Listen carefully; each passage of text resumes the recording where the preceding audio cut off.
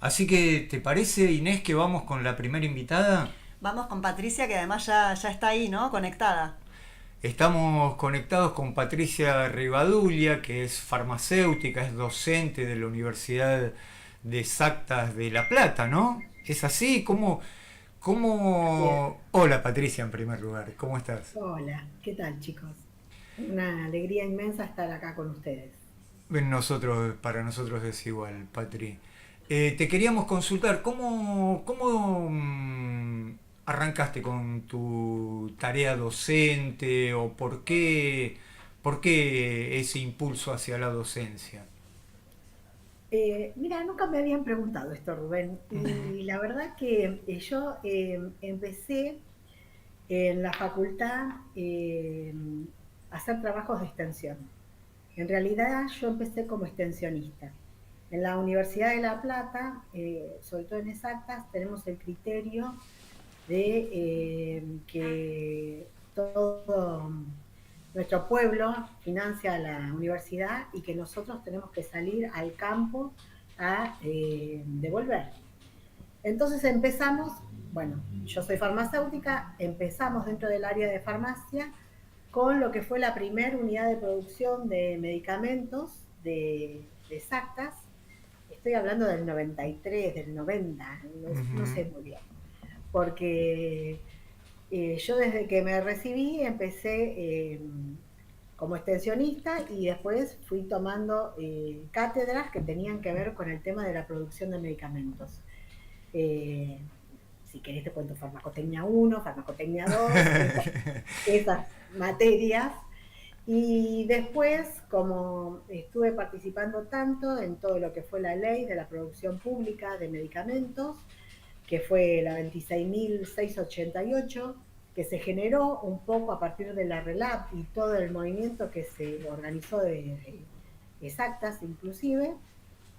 Ahora doy economía y legislación farmacéutica.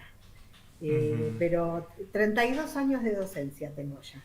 Bueno, Así que sos es una una cosa. docente experimentada, podemos decir. Sí, sí. Y es, bueno, súper interesante lo que vos nos contás porque justamente los medicamentos son el tema que hoy digamos, lo vamos a privilegiar sobre otros temas quizás que también dominás, pero la producción pública de medicamentos surge como un dique de contención a la industria farmacéutica, digamos, por una cuestión de costos, por una cuestión de acceso. ¿Por qué? En principio, lo que nosotros cuando empezamos con la producción pública en nuestra facultad, esto te estoy hablando del 90, Ujú. ¿no?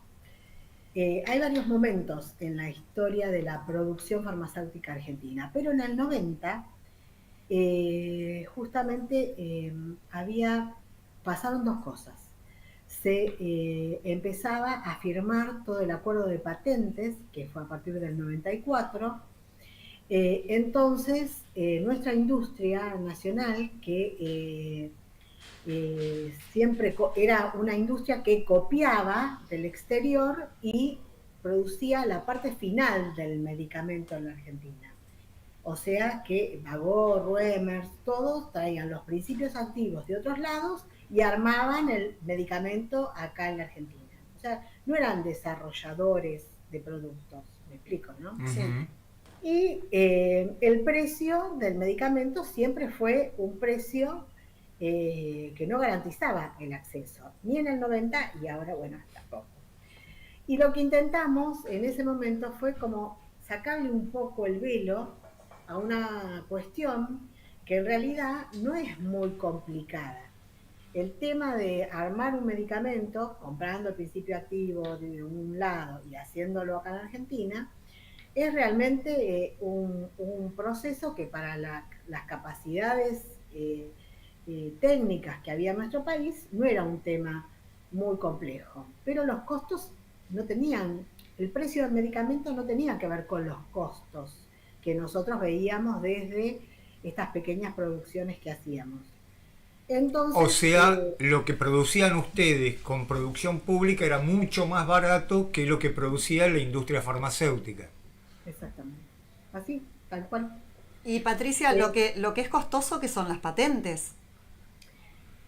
o sea, eso fue antes de que se firmaran los TRIP que nos ataron a las patentes. Las patentes de la mayoría de los productos que se usan, por ejemplo, en atención primaria y en los de consumo crónico, ya están caídas porque tienen 20 años. Pero las patentes nuevas, lo vimos con lo de la vacuna del COVID o con algunos retrovirales ahora nuevos, son patentes que hacen que, por ejemplo, no se pueda producir en países como el nuestro, que da para los países centrales.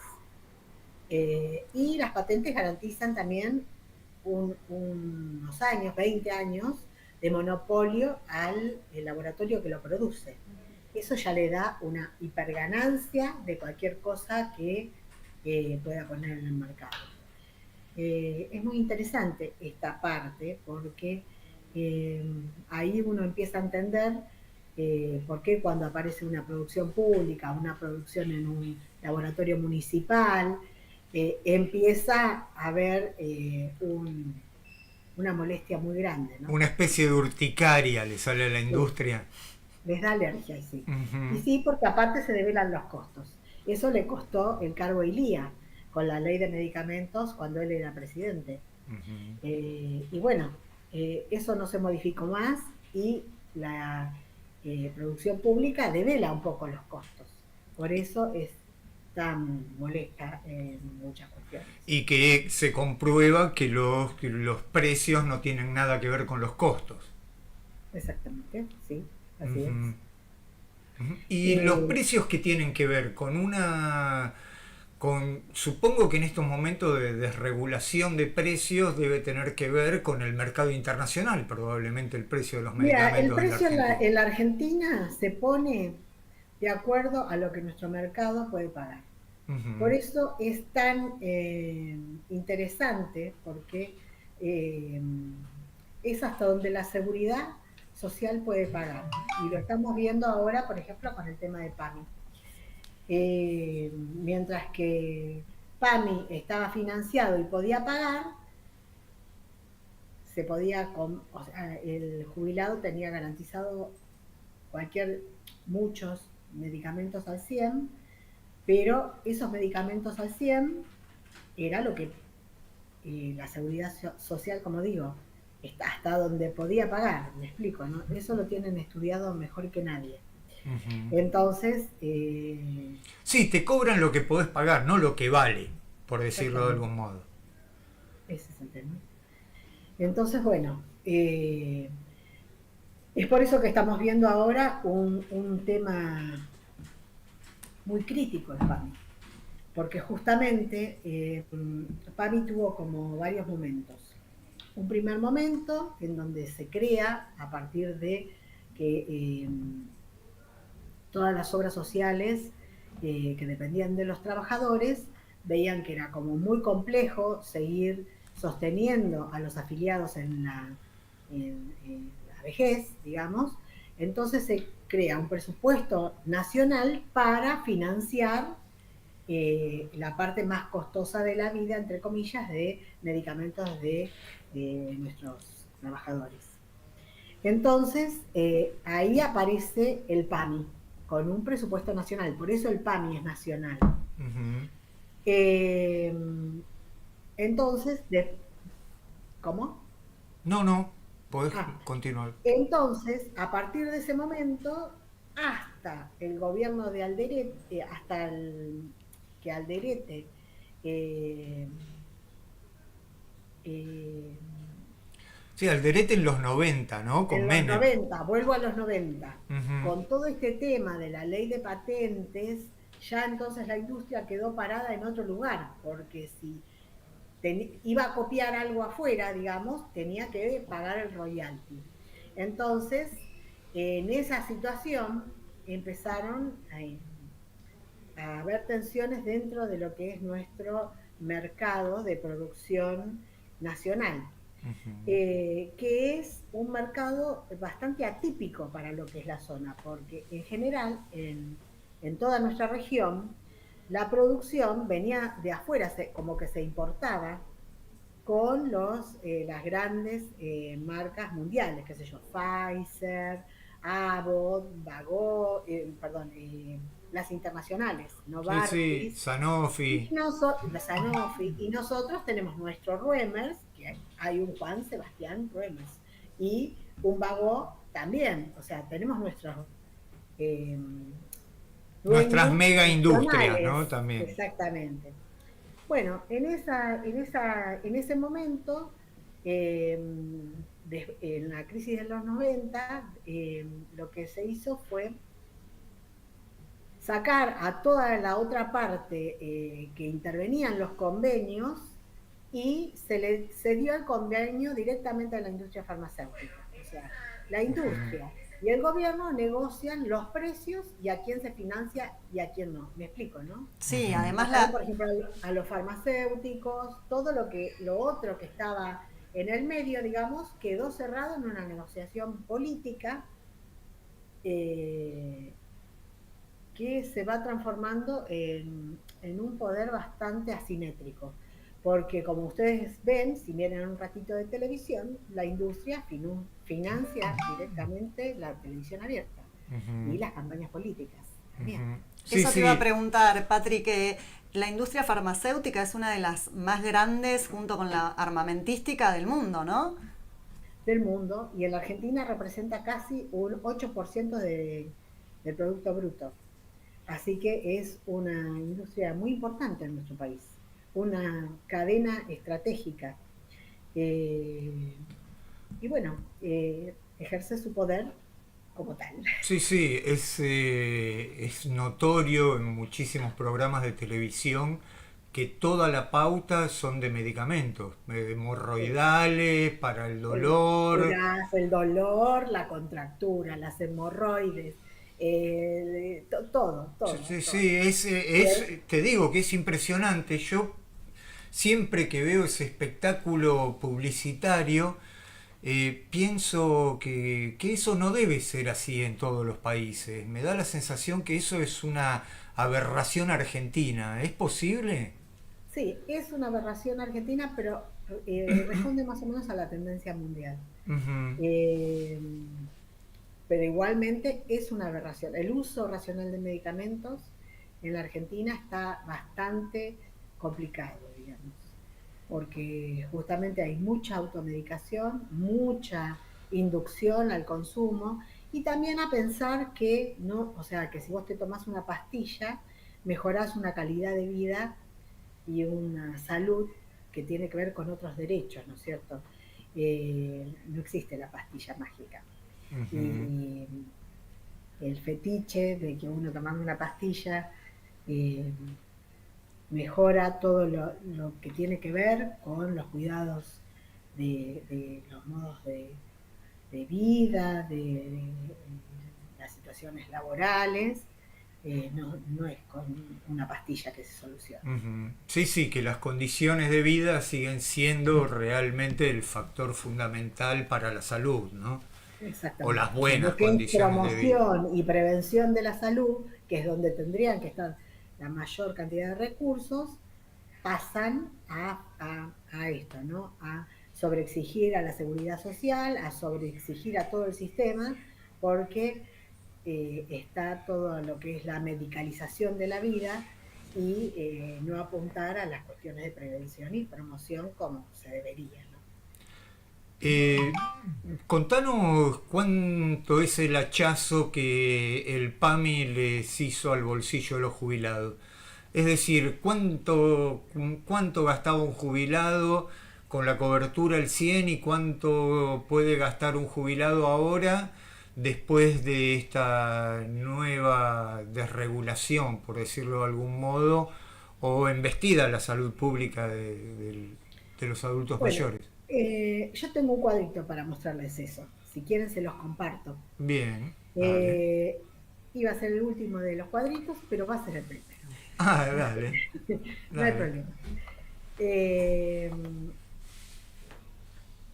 Porque te comento que para mí fue notorio todas las últimas veces que fui a las farmacias ver jubilados que decían, no, no, ¿cuánto está este remedio? O la farmacéutica o los empleados de la farmacia diciendo, bueno, usted no tiene más cobertura de este medicamento, ¿y cuánto vale? Vale 23.000 pesos. No, déjelo, Claro. déjelo. Imposible, en una jubilación de, no sé, 200.000 pesos, un medicamento así, además muchas veces no es el único que toman. Capaz que toman 10 medicamentos, No, o sea, claro, entonces en es general los complicado. adultos mayores están polimedicados. Nosotros en el IDEP tenemos el observatorio de medicamentos y vamos controlando cómo es la evolución de una serie de medicamentos que tienen que ver con enfermedades crónicas. ¿Cuáles son? La hipertensión, la diabetes, las cosas crónicas que afectan a los argentinos. Y vamos viendo la evolución de precios y hacemos una comparación interanual, o sea, tenemos los datos del 2023 y tenemos los datos del 2024 y vemos cómo año a año va aumentando, digamos, el desembolso de varias obras sociales. Seguimos, una de ellas es el PAN. Uh-huh. En este cuadrito, como ven, en el último trimestre, comparando con el año anterior, para agosto, el desembolso de pacientes con enfermedades crónicas subió un 636%. Y en los más dispensados, que son analgésicos, o sea, otro tipo de productos, el 668%. O sea que estamos hablando de, no sé, 400% más que la inflación. Exactamente. En septiembre, el valor fue peor. En las crónicas fue de 1.386% arriba de lo que fue el año pasado.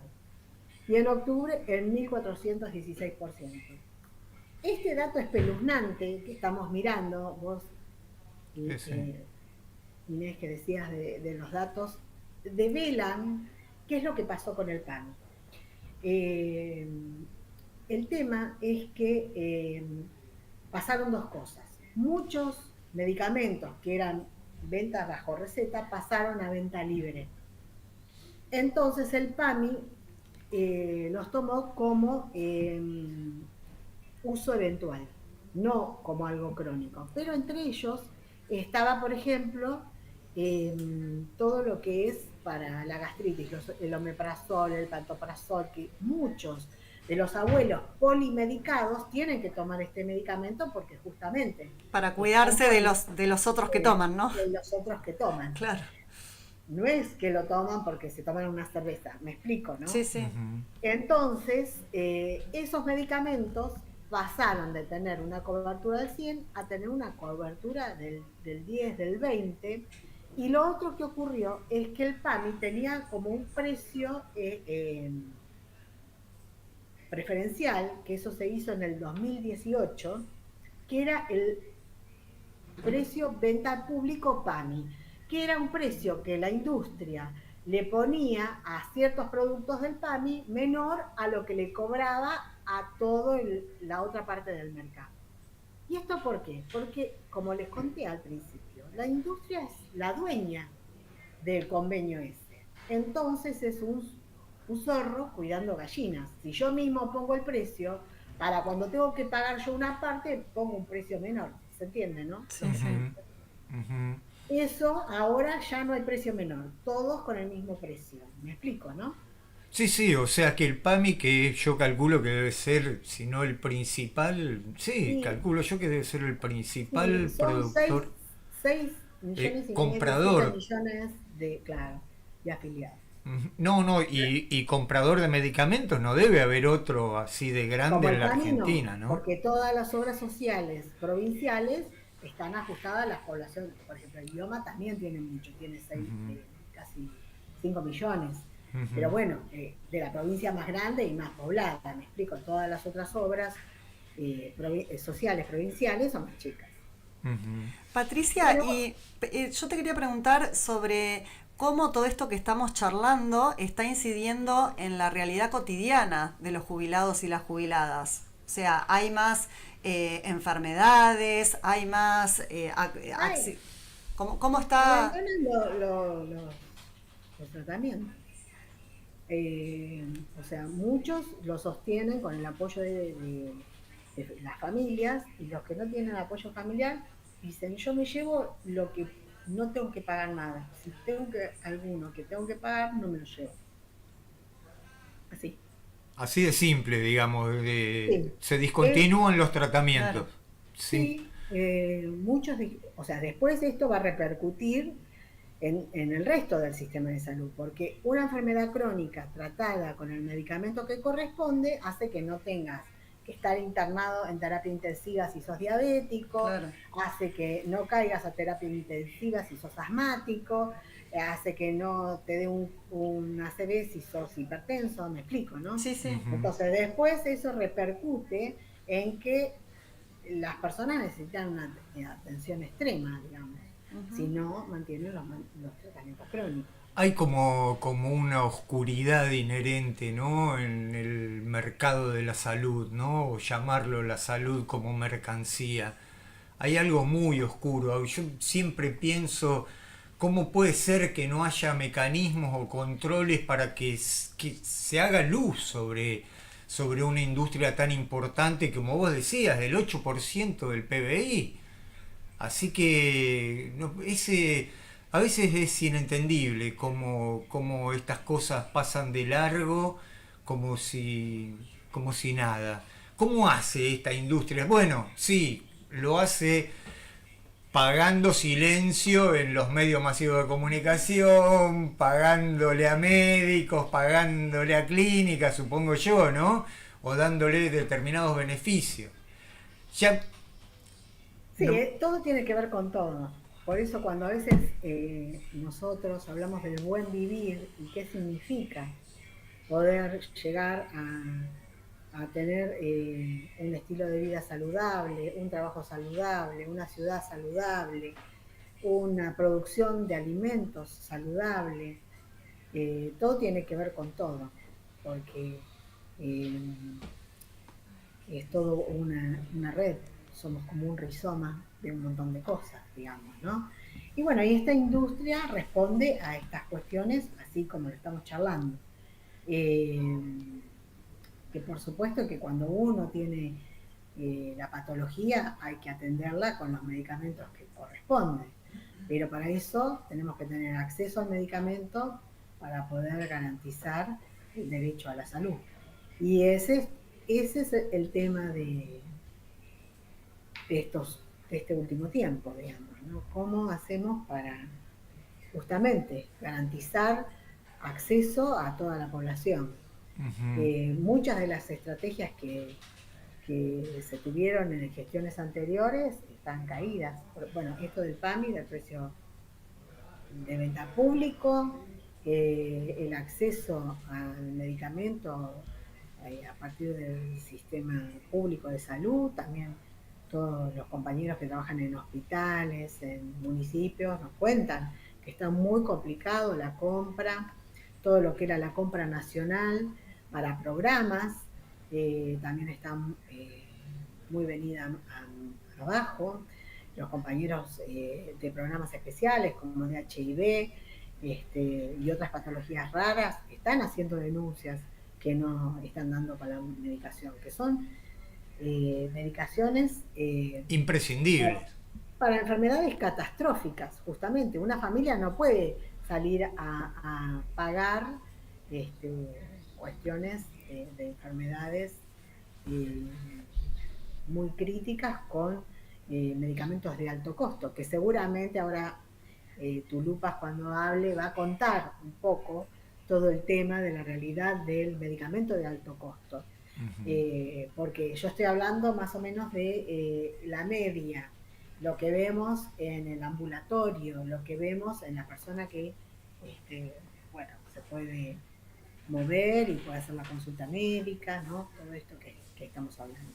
Igual les quiero mostrar cuánto aumentó y cómo fue cambiando eh, el precio del medicamento. Les voy a compartir otro cuadrito, si quieren. Bien, dale. Y ya con esta explicación vamos cerrando, así podemos continuar con la otra entrevista, Patri. Perfecto. Les Dale. muestro esto Sí, sí, dale. y listo. Estamos hablando con Patricia Rivadulla, que es farmacéutica, es docente de la Universidad Nacional de La Plata en exactas, pero que en un exactas ya más tirando hacia el lado de la salud, ¿no? Que eso es muy interesante también de la universidad. Sí, es verdad. Contanos Este, el cuadro, describinos el cuadro, bueno, Patri. este cuadro muestra el incremento interanual, o sea, 2023-2024, de los medicamentos en las patologías crónicas, que es la liñita azul que se ve abajo, y de los mal dispensados. Cuando nosotros vemos cómo aumenta el medicamento, por ejemplo, de abril a abril, vemos que aumentó un 376%, en mayo un 377%. Fíjense que los valores no bajan de el 200%. Y cuando vemos cómo fue evolucionando de mes a mes, o sea, mes a mes, en cada una de estas patologías, vemos que donde se está planchando la, la inflación, también se planchan los aumentos del medicamento. Pero si vemos el interanual, vemos que es muy grande, porque en realidad los mayores aumentos fueron en diciembre, enero y febrero. ¿Me explico? Sí, Entonces sí. ya la industria armó un colchón que ahora ya no necesita subir tanto. Por eso nos da arriba del 200% cuando uno ve la interanual. Ujú. Lo que muestra que esta cadena de valor conoce muy bien el mercado y lo va llevando como que a, todos los movimientos de esta cadena demuestran que acompañan al mercado y lo conocen y lo generan también, ¿no? Eso les Ujú, quería ujú. contar. Sí, sí, como que son los dueños del mercado, ¿no? Para decirlo Sí, de algún modo. exactamente. Y Como que se que ve igual los bien. aumentos jamás son por debajo de la inflación, No, eso no. siempre por Pero, encima. porque ya, o sea, Sí, ya se sí, hicieron el colchón antes.